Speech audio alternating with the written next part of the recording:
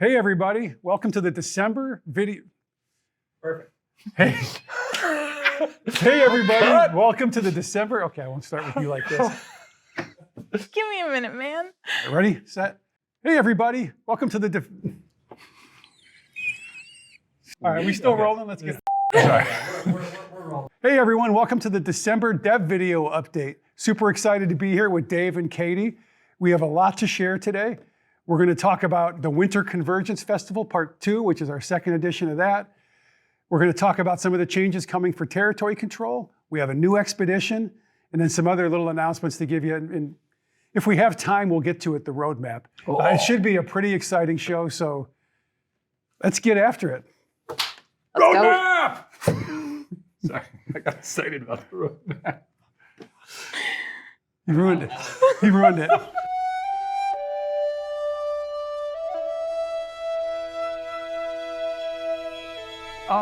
Well, welcome back, everybody. Mike Willett here. I'm joined by Sean Puckett and Chad Redwitz, and we're going to talk about some of the cool stuff that's coming out this December. And I think I want to kick things off with Winter Convergence. So it's going to be year 2 of Winter Convergence, and we have one significant addition that's coming this year. But just to recap, it's our Winter Festival that takes place in Aeternum during this time when the Northern Lights come out and giant gleamites just start falling from the sky, and you collect presents, all for the Winter Wanderer who's trying to prevent the forever winter from occurring on Aeternum. But this year, we're bringing the Winter Warrior. He's the big baddie.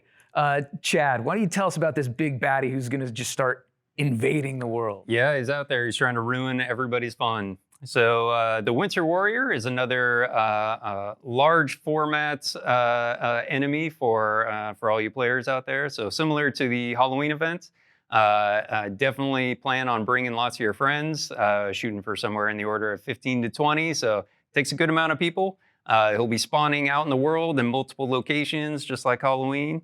And he's a big giant fight, so he's out there. He's got lots of little kind of minion friends out to help him out in the fight. The frigid folk. The frigid folk, the ice dryads.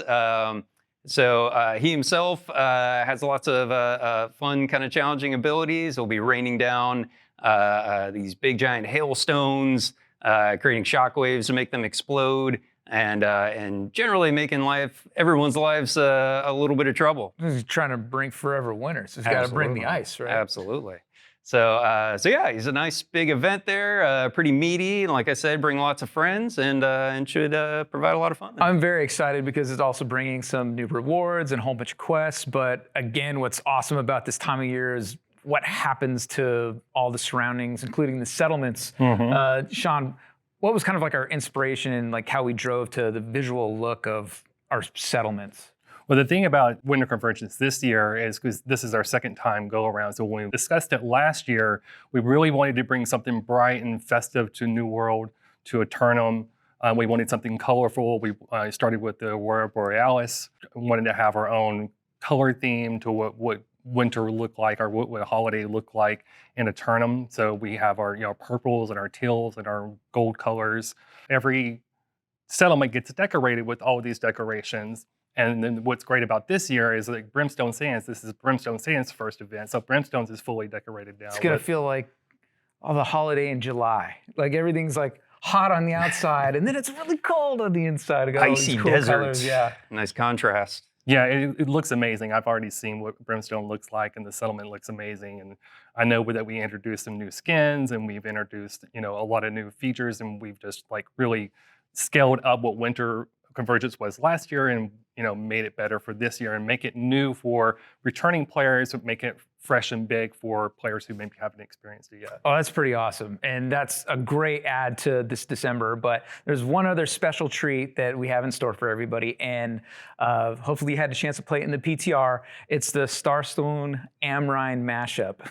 And so we know there was a lot of requests to have a lot of our early game expeditions available for late and end game players. And so we spent a lot of time looking at like, okay, well, how do we get it to that parity? And Starstone and Amrine are connected in the lore. And as a matter of fact, you see in certain areas, like the connections and the paths in the background that actually link the two locations together. And so what we did is within Starstone, you have to go through that entrance, is you have access to this mutation, which now expands it, and now it includes the fight with Foreman Nakashima and Simon Gray. So that's added to this experience, and there's some new routes that you have to go through the Starstone expedition itself. And so now it's this all-encompassing kind of endgame activity, still intact with the cool lasers and unique puzzles, and also with the fight with Grendel, but now it's been leveled up for endgame play. Yeah, I'm super happy we were able to revisit that. 'Cause a lot of people didn't get that much time to enjoy it, especially with kind of our new leveling curve. It's really quite quick, which is great, but you don't get to spend as much time in those expeditions. So it's really great to be able to revisit them. So hopefully everyone gets a chance to play it in the PTR. Love your feedback, and then as well, as soon as it goes live, it's going to be right into the rotation. So we're super excited about that. So thanks, guys, and everybody. We'll see you in Aeternum.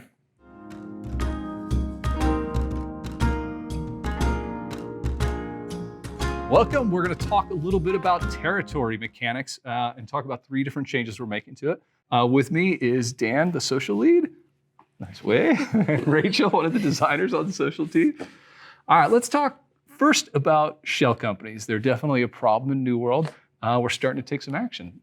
Talk to us through what we're doing. Yeah, absolutely. I realized that before we haven't really talked about first what shell companies are. So maybe what are maybe what are shell companies, Great Dan? questions. Lots of turtles, right? Lots of turtles. Oh, Exactly. Yeah, so shell companies are when a company will make a little offshoot tiny company to go around in the world and try to own multiple territories they use the different companies to get around some of our The war windows, rules, the war windows, and circumvent those things. And so we're making a few changes to help mitigate that issue. The first one that we're doing is a company leave cooldown. So for 72 hours after you leave a company, you won't be able to participate in any territory control activities with another company. So things like the influence game, Right. wars, things like that. Right? Yeah, exactly. Still join another company, run around, have fun. Because now we see people just kind of have like 5 companies. They'll just kind Right. of just go Yeah, around you know, them like all kind day of- long. Yeah. Exactly. Yeah. So we want to prevent that. It's not really how we intended that gameplay to be made. That's a weird phrasing. We'll keep going.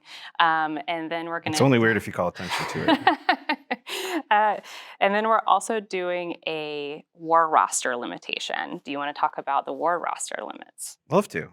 Yeah. So with the change of the cooldown, that wouldn't really accomplish much if you didn't have. So basically, what's going to happen is in order to fight a war, especially on defense, it becomes important so that you have to fight the war as the company.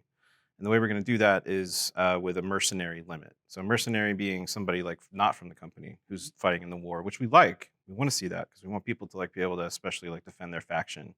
But when you're on defense, the number is 10. You get 10 mercenaries to use in a war. And then when you're on attack, this is something we adjusted in PTR. When we went out, we set that at 40 because we like the idea of companies being able to recruit and let's go get a territory. And we want to try to keep that in so it's still less than on defense, but now it's 25. Okay. So on defense, there's 40 company members or up to 50, depending on what you want. And then on attack, it's 25. And one more? And one more. There will be a daily war limit. So everyone can participate in 1 attacking war and 1 defensive war a day. That resets every day at 5 a.m. So, if you have any 6 a.m. Meetings for wars, you'll be good.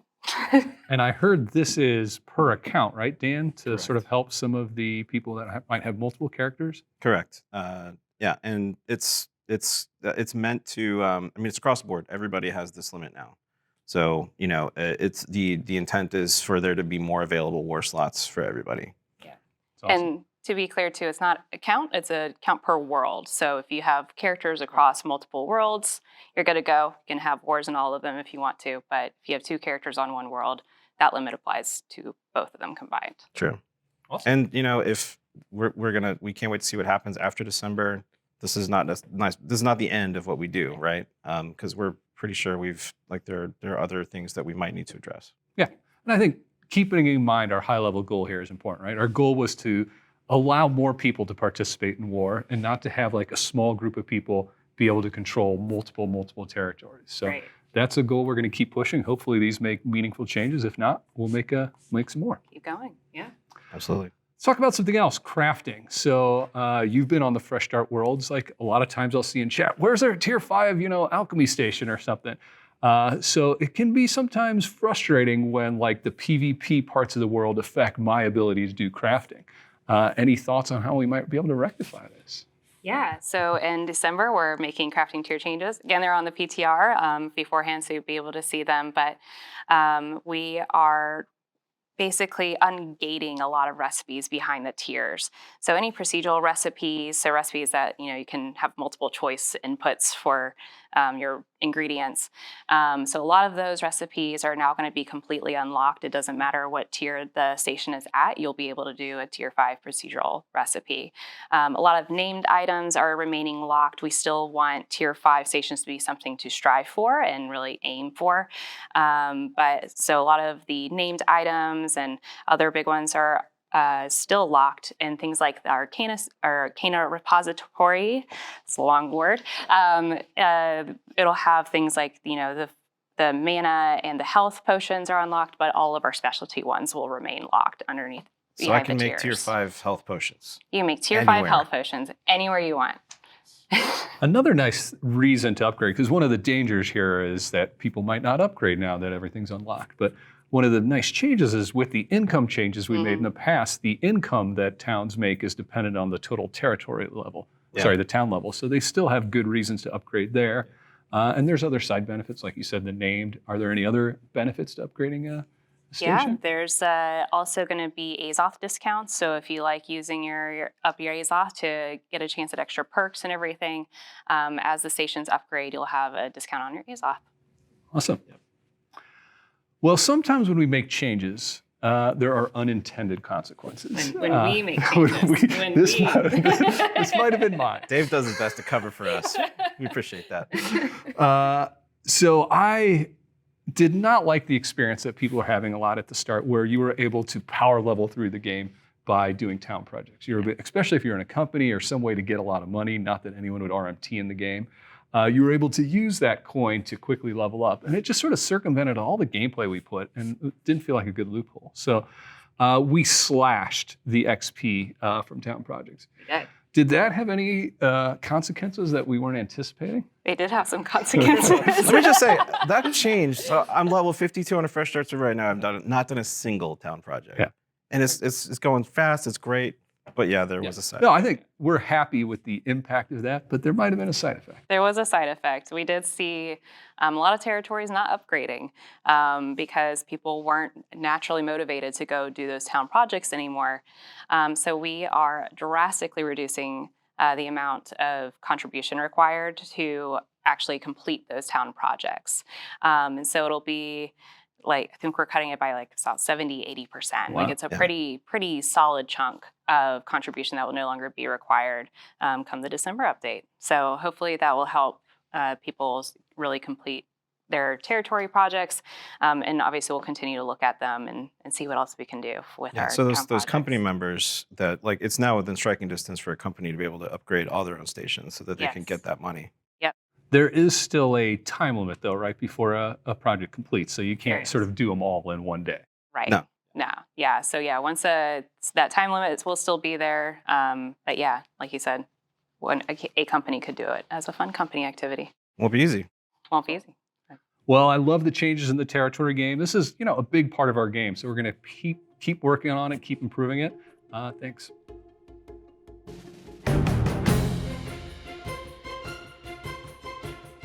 All right, well, here it is. We're talking about the roadmap. I almost feel like we need a drum roll. But I do want to talk a little bit before we get to the roadmap. Specifics. A roadmap is just that. It's not a hard commitment on everything. Things change in development. We could run into problems. Things might come in a little later. I've even once or twice heard of things coming in early in game development, but it's very random and rare. And your feedback may change some of our thinking as we get going. But right now, this is what it looks like for us. So let's start with spring.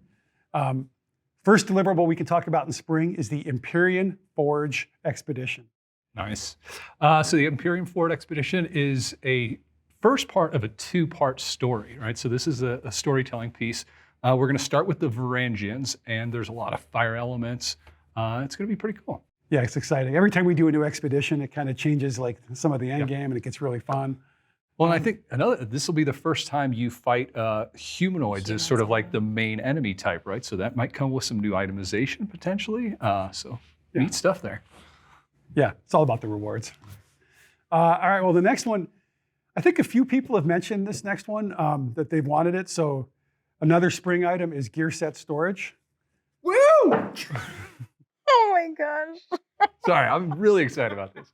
So I am a crafter, and I also run mutations, right? So I have all my different crafting sets, and I have different sets for each mutation every time. So now I'll be able to quickly swap in and out of these things. It's super exciting. See, I play the trading post game and I run mutations. So I need all of the luck gear that I can possibly get on so that I get as much as I can, but I also need to switch into tank or DPS depending on what they need. So this is going to be super exciting. I'm very stoked on this one. Yeah, us being a game without classes, it's going to be a game changer, being able to just quickly get between those classes and play the game different, or like you said, into crafting or other stuff. Yeah. Players have asked for it, and they're totally right. The game is going to be much better for it. Yep. Super excited. Well, since it's spring, we have another event we're going to introduce, the Springtide Bloom, which visually, aesthetically, the set pieces are amazing. You want to talk a little bit about the event? Well, so when you go into town, like you said, we're going to do a full makeover of the towns again, which is going to be great. And then there's an activity where you go out, you capture bugs, I think it is. This is fun to watch you struggle. There's a spray where you capture bugs, I think. You turn them in for tokens. Yeah. There's the whole store mechanic as usual, so you'll be able to choose which rewards you buy. It's going to be a lot of fun. Yeah, I mean, anytime we do like the world-changing events, those are a lot of fun. So we're going to keep doing those as we move forward because we know that players like it, and we like the visual interest that they bring in. Yeah, and like, not to go backward, but like we talked about in the Winter Convergence, every time these events come back around on the calendar, we're going to make them a little better. We're going to lean into them a little more. We're going to apply more of the feedback. So the first one is pretty exciting. I remember what it is now. You harvest springtide flowers, and there's bugs around, so you need a repellent to prevent it from the bugs. For the players to know, we're much better at this when we've played these, and these are right now not quite playable yet. So once they become playable, we'll be a lot better at commenting on them. And then the last thing is something that we talked about a little bit, which is we're going to do another round at our improving the main story line quests. And the response to what we saw with Windsward and Monarch Bluff was really positive. So we're going to just take that a little further. And if you want to go into some details. Yeah, I mean, I think so. The plan is to do it in the next two zones. So we'll do it in Weavers and Brightwood. And some of the big things we liked is we liked bringing the quests closer together so there was less running, adding more quest variety. And there's also some cool encounter changes in there to bring in a little more of like those open world boss fights. So, and I think some of the storytelling also is going to be a little more crystallized for the players. It's going to be more clear. For sure. Yeah, and full VO is big, right? So every good. quest will be fully VO'd. Yep. All right, well, that takes us into summer. So my hat throwing moment would be this first feature I'm going to talk about in Do you summer. need a hat? Dave has a couple. There we go. My hat throwing moment is going to be transmog. This is something I've been wanting for a while in the game. I know some players have mentioned it. The ability to have agency, express yourself, however you want to call it. I'm so excited to get this in. And I'm likely to want to keep some of the stuff I got on the beach I still would love to wear. So I'm really excited about getting in and decorating like that. Yeah, I don't know about the stuff on the beach, but there's a lot of things around the world, like, Thorpe's helm. I would like to keep that, but once you hit, it's good for a pretty long time, but once you hit level 50, it's and 60 for sure, it's not super great, but I like the way it looks, and I would love to still have that on my character's face right now. So I am holding on to it. I think the collection mechanic's really cool, like being able to see all the potentials and I'm going to want to check them all off, the sort of completionist. Totally. It's exciting. Can't wait to min-max my way through Transmog. Drew will have a spreadsheet. All right, well, the next one we're going to talk about is raid groups.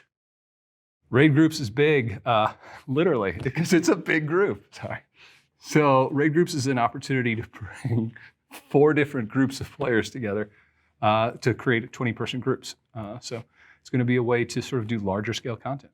Which is a great segue to our really cool thing that's happening. I was going to say, because why do we need raid groups? That giant thing you see in Brimstone, well, you're finally going to get a chance to take it down. The Sandworm Elite Trial. So I'm very excited about this. What is the coolest part about this is it is going to be our hardest to date PvE content. Like as we're designing it, I'm telling people if we can beat it internally, it's too easy. Like this, we want this to be like the ultimate. So it gives you something to aspire to as a PvE person. Because I think PvP players have wars and they have things where they can really flex their high-end gear. PvE players don't have enough of that. And this is going to be like, you need a fully coordinated group of 20 people. You need max everything to really defeat this. I can't wait. Like it's going to be so fun. And you know, we some of the ideas we've been tossing around are really exciting. And it's going to be good to put that into the rotation along with, you know, elite chest runs, having the Sandworm Elite Trial. It's going to be really exciting. yeah, and just from the moment you see it, you know you want to fight it. Like right now, I see it in Brimstone, and I'm like, oh, I can't wait till summer. It's going to be awesome. All right, well, the next one's another one that a lot of players have asked for, which is OPR cross-world. So you'll be able to play against other people in your region in OPR. Goal being get you that content faster. So if your server has queues waiting for OPR, they should be a lot faster. Or if your server has a queue and it's just not popping because it's off hours, now you're more likely to get, or now in summer, you'll be more likely to get more people into those queues so that they can pop more regularly. Yeah, and this is also, you know, this is a gate to other things being cross-world. Once we have OPR working and it's feeling good, we start expanding that over time and bring other game modes into it. And I think it's going to help the game tremendously. Yeah, our server team is watching every word that comes out of our mouth right now. Yeah. No commitments on timelines. And then the last one we're going to talk about for the summer is the Summer Medley Fair, the next round of that. I think the last one was pretty fun.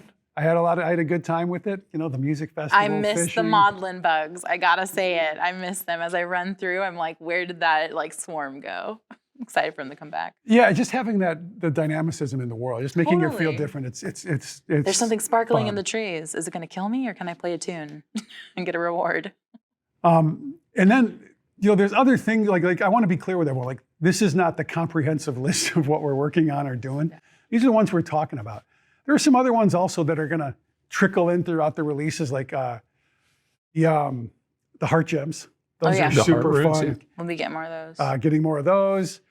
I'm trying to look at my cheat sheet. If you see me, quality of life. Quality of life changes. Yes, we're going to constantly be doing those, and more cinematics.